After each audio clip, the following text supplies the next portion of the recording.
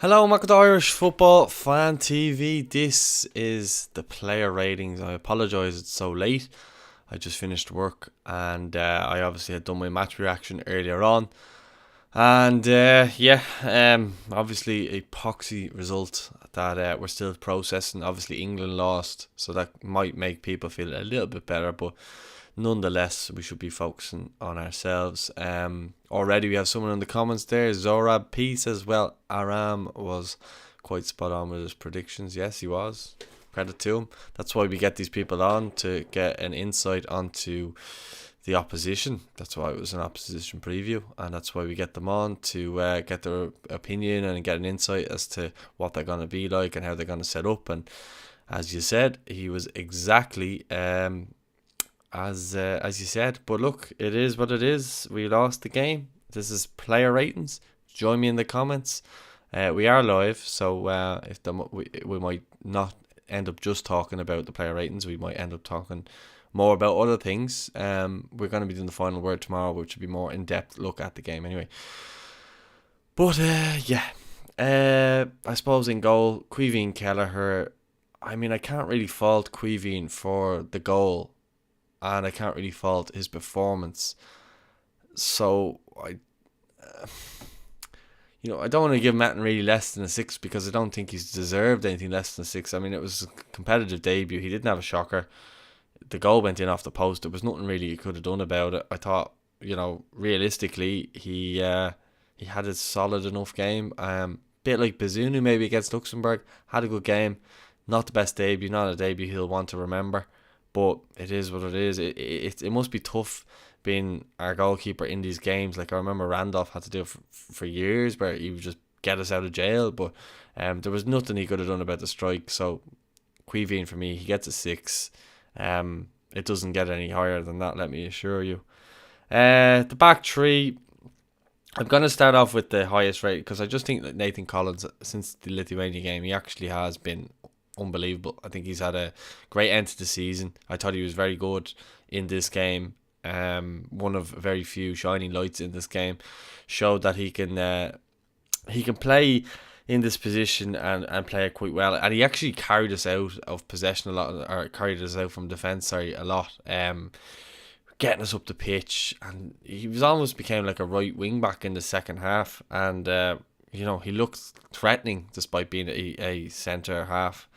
But look, it is what it is. There's people coming in with comments there. Bazunu edges out Kelleher for me, but goalkeeper, I don't exactly. Denethor of Gondor. I think I said that right.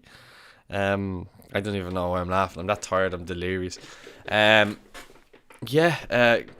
I suppose I'm going to give Collins a 6 as well, because I don't think he was at fault for anything major, and I don't think he had a bad game. Whereas I think Shane Duffy, for the first time in a while, has had a bad game, and I'm going to give him a 5. I don't think he was horrendous, but you could see he was really lacking game time. I just think he had an off day this time around. So I'm going to give him a 5. I think the more games he gets, the better we'll see of him. He kind of reminded me of that game against Bulgaria a few years ago. I think it was Stephen Kenny's actual first competitive game. Correct me if I'm wrong. Where he scored the equaliser after making a mistake, but kind of reminded me of that game, that kind of pre-season feel to this game that it had, because our players just look so sapped of energy. But anyway, I'm going to give him a 5. I'm going to John Egan a 5 as well. I don't think he had his best game in an Irish jersey. Looked to be struggling to keep up with the pace. Maybe that was the heat, and obviously he hasn't played since the playoffs, so that might have a factor. Shane Duffy hasn't played first team football in a while as well. So look, there's reasons why they get 5s, but like, people unfortunately are comparing them to the likes of Paul McGrath and Richard Dunn, who I think are a level above these lads. And these lads aren't bad players, but they're not to the level of a Paul McGrath, Kevin Moore, and these types of players who were playing for the best teams in probably the world, but I'm going to say Europe at the time. With Man United and stuff like that. Paul McGrath was, in the World Cup, marking Baggio out of the game and stuff like that. But unfortunately, they're going to be compared just because they're wearing the Irish jersey. They're representing the country. They're the best players in the country at this moment in time. Seamus Coleman on the right. I didn't think Seamus had a bad game. I didn't think he had a great game either. I actually think he was a victim of the position he was put in. I think that maybe if he had been in the centre backs and maybe you get Cyrus Christie in there, that might have worked well in terms of just getting Cyrus with his pace in behind. I think Cyrus is would have been a better option than Seamus in that right wing back position. So look, I'm gonna give Seamus a 5.5. Look, it wasn't a great performance by anybody. And when you look at the kind of overall result, it's hard to give anyone more than a 6, to be fair. And I think most people will agree with me. Most people with level heads will agree with me. Seamus, I don't think had a bad game. Like he wasn't caught out or anything. He looked one of the most composed players on the pitch when he was on the ball. But as I said, in that position, you need to be affecting the game further up the pitch as well. And unfortunately, he just couldn't. And the same with Enda Stevens on the other side. Thought it was his worst game for Ireland in a while. I'm a big fan of Enda Stevens, and I think he's a really good player. And I just think maybe the injuries and everything like that, and the age of him might be starting to catch up with him now. And you might just be starting to see the kind of downfall of him as an international footballer. I hope it's not the case. I hope I'm wrong, but when you're looking at it, it kind of looks that way to me. But look, again, you can let me know what you think in the comments there. So 5 for Stevens. For me, Josh Cullen, I thought was our best player. And maybe I'm gonna give him a 6, but I've given Kelleher, so I have to give him a 6.5, which isn't a lot. I'm gonna just give him that, but I just thought he was our best player. You know, I hate to think if he had been suspended, how badly we would have done today without him. I just think what he offers us in midfield in that number 6 position. The only thing is, if we had someone like him, who we knew that we had like the creativity for, that we could push in front, where Hendrick should be realistically, like Hendrick is good athletically getting up and down, and he's a good box to box midfielder, but he's not someone who's going to turn a defence or, penetrate balls in a low block. He's just not going to do it. He hasn't done it for years. He's just not going to start doing it now. It's just not his game. So I think with Cullen, I just wish we had another player like him, but it was in a more creative sense, because I think Cullen is one of the first names in the team sheet. But then when you look further up the pitch, you look at someone like a Jason Knight, who you think, this could have been a good game for him, but unfortunately he didn't get the game. He came on, obviously, and we'll get to that shortly, but I just thought this was a better game to suit someone like him. Whereas I didn't think Hendrick, he did anything really, so I'm going to give Hendrick a 5, and that's really pushing it. Or I'd probably give him a 4. I'm going to give him a 4 just this time around. I don't know. Look, again, he's probably a victim of being on the pitch for too long that he gets the 4, because there was moments in the game where he was doing okay, and then as the game went on, he just got worse. And then you can look back at the goal and the kind of way he closed down the Armenian lad, Spertsyan. I thought it could have been better. So 4 for me. For Jeff, he won't be thanking me for that one, but what can you do? Then we have our front 3. Where to start with them? I thought Troy did okay. I just think it was, again, I feel sorry that he probably started this game. I thought actually Obafemi should have started this game and played in the centre forward role with Callum Robinson on the left and Ogbeni on the right, but like up front none of them got going, and it was unfortunate. Ogbeni should have scored a couple of goals in my opinion, and he just didn't. But I just wish he had of that header. I just think if that header goes in, I think it's just a different game. If we had a score first, it's just a totally different game. But he didn't, and he missed it. And look, we all have our off days. So look, I understand. But sorry, I'm jumping from Troy Parr to Ogbeni just because I'm that tired.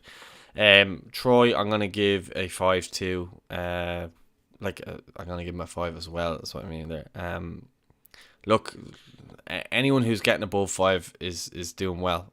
It's nothing against Troy. I think he will continue to get better, but I still think his international career is is on early days at the minute. So I think is another one who we just need to be patient with. I don't think he's the answer for that creativity role. I would like to see him more like used as a centre forward, but I don't like him in that like attacking midfield. Like I think Jason Knight's far better in that role. That's just my opinion on it.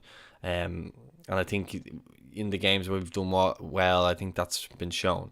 But look, so I'm giving Troy a 5. I'm going to give Robinson the same. I don't think he was great, but he still was a threat throughout. But hey, it is what it is. Like, there's nothing.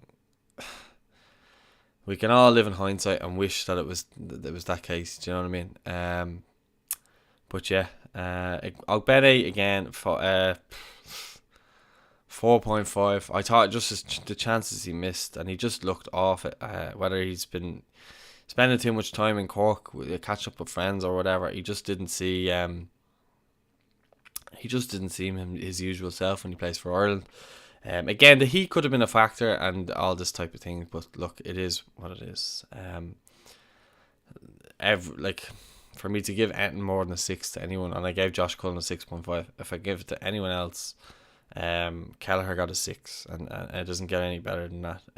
Then our subs, Michael Obafemi, 4. I thought, for all the talk about him, and myself included, I think he wasn't that good at all, and he frustrated me because we know that he kind of came out and was given out before that, it was a disgrace that he wasn't picked and stuff like that. That was his chance to come in. Now look, hopefully I'm proven wrong and he comes on, he bangs in a few goals against Ukraine, and that would be fantastic. But he just looked like he struggled a little bit today.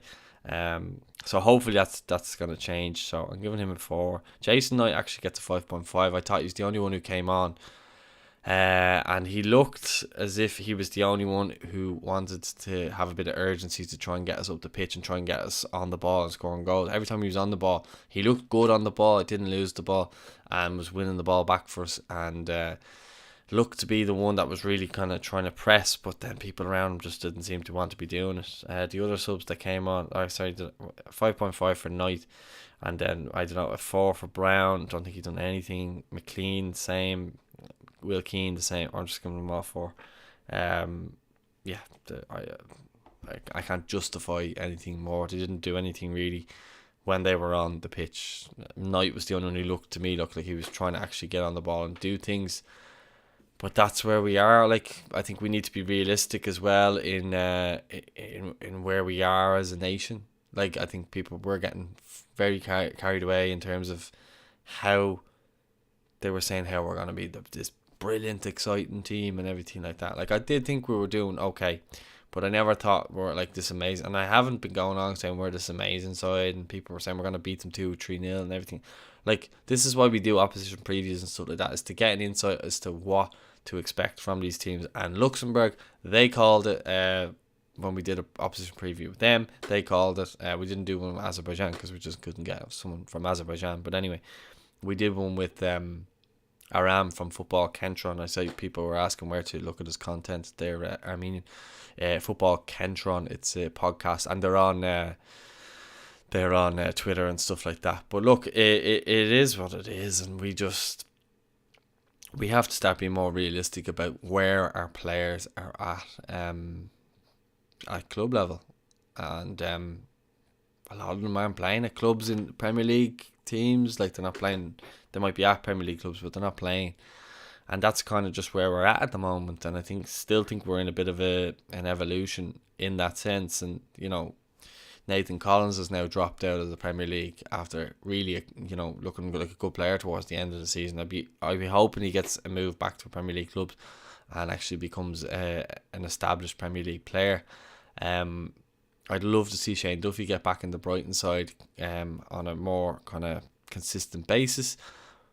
Whether that's the case or not, I think he has to have a sit down with Graham Potter after the international break. John Egan, in my opinion, should be playing Premier League. And then I go through the whole squad, but you know what I mean. Basically, I'm saying to a lot of people who are out there screaming at me on the screen and saying that these players should be doing far better, and they should, but to be comparing them to our old previous teams under Mick McCarthy, the 2002 squad, and even the teams under Trapp and that, like, they played a very defensive game, but they were still like a really good team in terms of they were all Premier League and some Championship, but largely mostly Premier League. But yeah, some people saying Will Keane looks out of his depth. I kind of have to agree there. I just don't see what's so special about him. But yeah, it's tough when you're kind of like, I love covering Irish football, and when you see results like this, and then you see people coming out and they want Kenny sacked, and I don't think, like, I do think he got the formation wrong, but I don't think there was a whole lot Kenny could have done. Like, we lack a creative player to break down. Like, we are basically Wales without Gareth Bale, and I think that's where we're at. And I think as well, I think Scotland are going to be a really tough test. I think Ukraine are going to be a tough test as well. I think Ukraine will probably have their eyes on Wales. That might be the only thing that kind of helps us out in that game. But I still think we're a long way from the finished article. Like, I love this team, and I love when we click and we do well. And I think we'll see a bit of a reaction against Ukraine, and I hope that is the case. But I think a lot of people are being very harsh as well. But it's just such a difficult situation, because you think we're kind of on the right path. And I was thinking to myself earlier on today, I was like, everyone's going on about how we're going to win this game and how we're so brilliant. What happens if we actually lose? That actually crossed my mind before the game. And then, lo and behold, I said it, I tweeted it, I said, the longer this goes on at 0-0, I fear that we're going to concede, because we kept getting caught on the counter-attack, and they looked dangerous on the counter-attack, and we just, look, our players looked like they were blowing out their arse.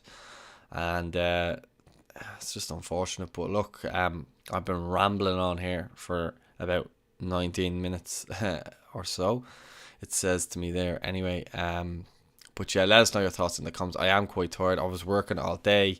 I was working from 2 to 11, and I only got back, and then I was setting this up to do it. So yeah, let us know your thoughts in the comments. Apologies for if I sound real just boring or tired, but I am. Yeah, let us know your thoughts in the comments. Don't forget to like the video. Don't forget to subscribe. Check out all our other content as well, and we'll have more content now coming out for the rest of the week and stuff like that. Hopefully it's a bit more positive, and hopefully we win our First Nations League game on Wednesday. I know it's a long shot, especially after this result, and people are not going to probably believe, but we'll have the final word tomorrow. Myself and Paul Tierney are doing it around about 12 hours time, and then we have other stuff coming up, press conferences and a lot throughout the week. Alright, so I'll leave it at that. We're Wales without Gareth Bale. I'll see you later.